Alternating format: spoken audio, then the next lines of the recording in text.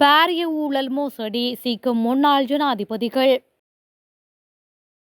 முக்கிய புள்ளியின் மகள்கள் மற்றும் மருமகன் ஆகியோர் அதிரடி கைது. கட்டுநாயக்க விமான நிலையத்தில் பெண்கள் உட்பட 6 பேர் அதிரடி கைது. ஐக்கிய நாடுகள் மனித உரிமைகள் பேரவையின் உயர் ஸ்தானிகருக்கு அழுத்தம் கொடுக்கும் 5 அமைப்புகள். தமிழரசு கட்சிக்கு வாக்களித்த சங் உறுப்பினர் பரந்த அதிரடி உத்தரவு. இஸ்ரேலை சூறையாட பாயப்போகும் ஏவுகணை ஈரான் வெளியிட்ட அறிவிப்பு. ஈரான் இஸ்ரேல் மோதல், இலங்கையில் எரிபொருள் பற்றாக்குறை தொடர்பில் வெளியான முக்கிய அறிவிப்பு. ஈரானுக்கு பகிரங்க எச்சரிக்கை விடுத்த இஸ்ரேல், போர்க்களம் தீவிரமாவதற்கான காரணம் வெளிப்படை. மத்திய கிழக்கில் மோதல் நிலை தீவிரமடைந்து வரும் நிலையில் இலங்கையில் எரிபொருளுக்கு தட்டுப்பாடு கிடையாது என்று எரிசக்தி அமைச்சர் குமார ஜெயக்கொடி தெரிவித்துள்ளார். போதுமான அளவு எரிபொருள் கையிருப்பு இருப்பதாகவும் அவர் குறிப்பிட்டுள்ளார்.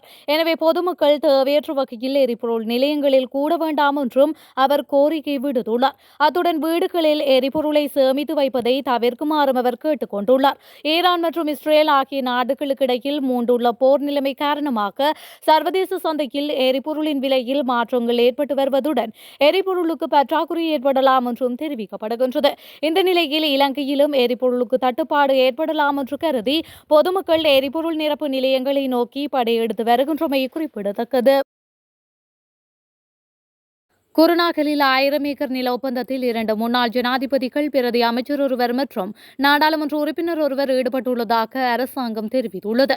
இன்றைய தினம் நாடாளுமன்றில் உரையாற்றிய துணை அமைச்சர் சுனில் ரணசிங்க மேற்படி விடயத்தினை அம்பலப்படுத்தியுள்ளார். இதன்படி முன்னாள் பிரதி அமைச்சர் சாலிந்த திசாநாயக்க மற்றும் முன்னாள் நாடாளுமன்ற உறுப்பினர் மஞ்சுள திசாநாயக்க ஆகியோர் இந்த ஒப்பந்தத்தில் ஈடுபட்டுள்ளனர் என்று அவர் தெரிவித்துள்ளார். முன்னாள் துணை அமைச்சரால் நிலம் குத்தகைக்கு எடுக்கப்பட்டுள்ளதாகவும் அதை பிணையாக பயன்படுத்தி லங்காபுத்திர வங்கி இருந்து கடன் பெற்றுள்ளதாகவும், எனினும் கடனை திருப்பி செலுத்த தவறியுள்ளனர் என்று துணை அமைச்சர் கூறியுள்ளார். முன்னாள் ஜனாதிபதி சந்திரிகா குமாரதுங்கவும் அவரது முன்னோடிகளில் ஒருவருமான பெயர் குறிப்பிடப்படவில்லை அவர்களால் மாதாந்த குத்தகையை குறைத்து பின்னர் அதை ரத்து செய்வதில் ஈடுபட்டதாக துணை அமைச்சர் மேலும் தெரிவித்துள்ளார். ஜனநாயக தமிழ் தேசிய கூட்டணியின் நிலைப்பாட்டுக்கு மாறாக வலிகாமம் மேற்கு பிரதேச சபை வாக்களிப்பின் போது செயல்பட்ட கட்சி உறுப்பினர் இடைநிறுத்தப்பட்டுள்ளதுடன் விளக்கமும் கோரப்பட்டுள்ளது.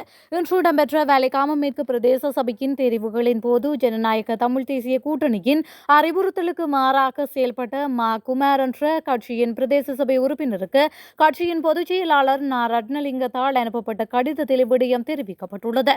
அக்கடிதத்தில் இன்று நடைபெற்ற வலிகாமம் மேற்கு பிரதேச சபை தவிசாளர் தெரிவின் போது கட்சியின் அறிவுறுத்தலுக்கு மாறாக நீங்கள் எதிர்த்து வாக்களித்துள்ளீர்கள். ஆகையால் உடனடியாக நடைமுறைக்கு வரும்படியாக கட்சி உறுப்புரிமையில் இருந்து நீங்கள் இடைநிறுத்தப்படுகின்றீர்கள். தங்களது இந்த நடவடிக்கை சம்பந்தமான விளக்கம் ஏதும் இருப்பின் ஒரு வார காலத்திற்குள் எழுத்து மூலம் எனக்கு அறிவிக்க வேண்டும். இல்லையெனில் கட்சியில் இருந்தும் பிரதேச சபை உறுப்பினர் பதவியில் இருந்தும் உடனடியாக நீக்கப்படுவீர்கள் என்று கூறப்பட்டுள்ளது. இன்று இடம்பெற்ற வலிகாமம் மேற்கு பிரதேச சபை தவிசாளர் தெரிவின் போது தவிசாளராக இலங்கை தமிழரசு கட்சி சார்பில் சண்முகநாதன் ஜெயந்தனும், அகில இலங்கை தமிழ் காங்கிரஸ் சார்பில் தர்மலிங்கம் சுப்பிரமணியன் நந்தகுமாரும் முன்மொழியப்பட்டனர். இதன்போது ஜனநாயக தமிழ் தேசிய கூட்டணியின் உறுப்பினர் மாஸ்குமார் தமிழரசு கட்சியின் தவிசாளர் வேட்பாளரான சண்முகநாதன் ஜெயந்தனுக்கு வாக்களித்திருந்தார்.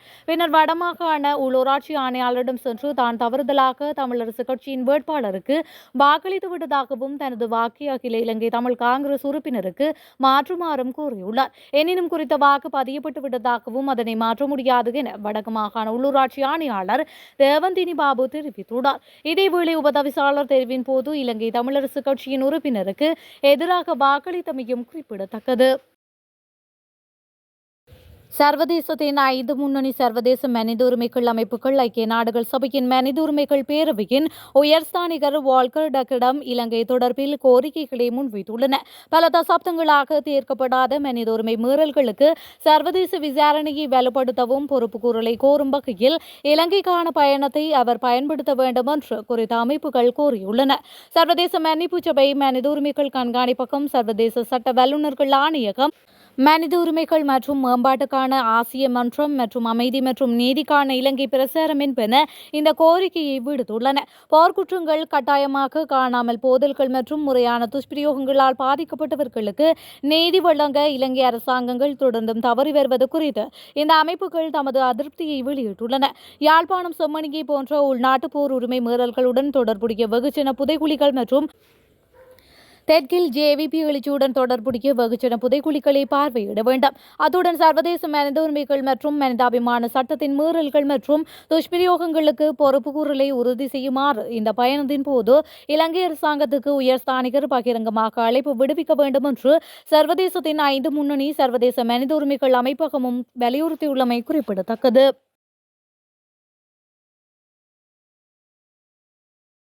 ஈரான் மீது தாக்குதல் நடாத்த அமெரிக்கா ஆலோசனை நடாத்தி வருவதாக தகவல்கள் வெளியான நிலையில் பேரழிவுக்கு வெறும் சில மில்லிமீட்டர் தொலைவில் தான் உலகம் இருக்கின்றது என ரஷ்யா எச்சரித்துள்ளது.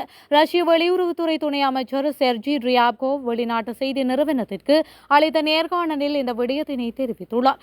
அதன்போது அமெரிக்கா இஸ்ரேலுக்கு நேரடி ராணுவ ஆதரவு வழங்குமானால் அது மத்திய கிழக்கு பகுதியில் நிலைமையை தீவிரமாக மாற்றும். தற்போது நிலவும் மோதல் அணுசக்தி பேரழிவை தூண்டும் அளவுக்குள்ளது. ரஷ்யா, இஸ்ரேலும் ஈரானும் தொடர்ந்தும் தொடர்பில் உள்ளது என ரியாப்கோவ் தெரிவித்திருந்தார். இந்த நிலையில் அமெரிக்க ஜனாதிபதி டொனால்ட் ட்ரம்ப் ஈரானை எச்சரித்து, உங்கள் தலைவர் எங்கே இருக்கின்றார் என்பது எங்களுக்கு தெரியும், நாங்கள் அவரை கொல்லப் போவதில்லை, ஆனால் உடனடியாக போரை நிறுத்த வேண்டும், எந்த நிபந்தனையுமின்றி சரணடைய வேண்டும் என கூறியிருந்தார். இதற்கு பதிலாக ஈரான் கடுமையான எதிர்வினையுடன் எங்களை யாராலும் சரணடைய வைக்க முடியாது, அமெரிக்கா நேரடியாக இந்த போரில் ஈடுபட்டால் தீவிர விளைவுகள் ஏற்படும் என எச்சரித்திருந்தது. இவ்வாறானதொரு பின்னணியிலேயே ரஷ்யாவின் குறித்த எச்சரிக்கை வெளியாகியுள்ளது. தொடக்கத்தில் இருந்தே ஈரானுக்கு ஆதரவாக இருந்த ரஷ்யா தற்பொழுது ராணுவத்தையும் தயாராக வைத்திருப்பதாக அறிக்கைகள் தெரிவிக்கின்றன. கட்டுநாயக்க விமான நிலையத்தில் இன்று காலை 6 பயணிகள் கைது செய்யப்பட்டுள்ளனர். கட்டுநாயக்க விமான நிலையத்தில் கிரீன் லேன் வழியாக 12.6 மில்லியன் ரூபாய் மதிப்புள்ள வெளிநாட்டு தயாரிப்பு சிகரெட்டுகளை நாட்டிற்குள் கடத்த முயன்ற சந்தேக நபர்களை விமான நிலைய சுங்க அதிகாரிகள் மற்றும் சுங்க போதைப்பொருள் கட்டுப்பாட்டு பிரிவின் அதிகாரிகள் கைது செய்துள்ளனர். அவர்களின் 4 பேர் ஆண்கள் எனவும் மீதமுள்ள 2 பெண்கள் எனவும் தெரிவிக்கப்படுகின்றது. 2 பெண்களில் ஒருவர் வெளிநாட்டு பெண்ணாகும்.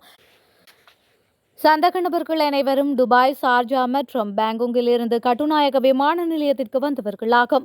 84,000 சிகரெட்டுகள் கொண்ட இந்த வெளிநாட்டு தயாரிப்பு மென்செஸ்டர் சிகரெட்டுகளின் 420 அட்டை பெட்டிகளை தங்கள் பொதிகளில் எடுத்து சென்ற போது சுங்க அதிகாரிகளால் கைது செய்யப்பட்டமை குறிப்பிடத்தக்கது.